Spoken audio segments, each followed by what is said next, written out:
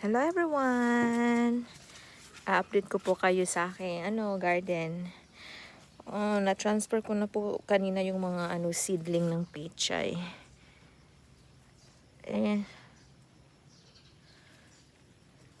Yan, mga pechay po yan.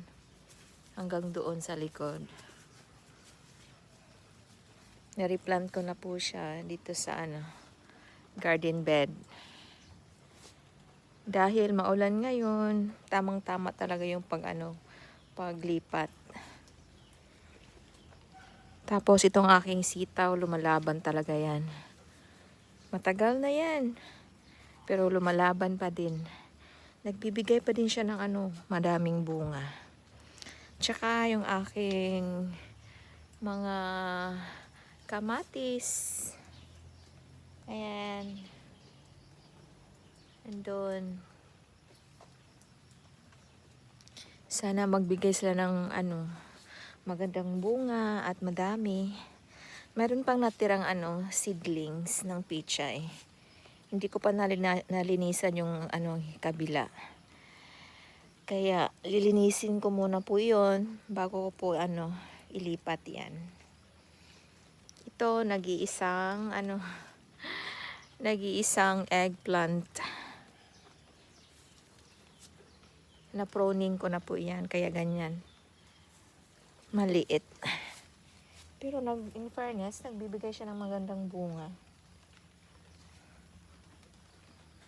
Ayan. Kahapon, pinitas ko po yung malaki. Ayun, may kasunod. May bulaklak. Hanggang dito, may din to pechay.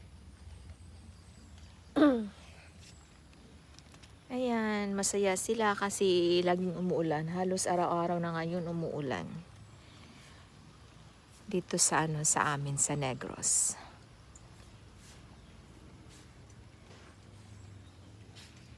Madami pa akong mga seeds na ipupunla. Hindi ko na lang pagsama-samahin kasi maliit na yung area ko na pinagtataniman.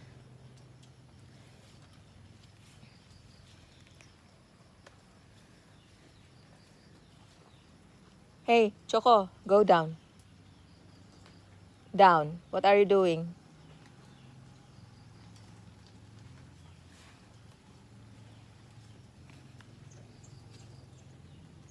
Sana tumubo ng mabilis at saka malusog para may gugulayin.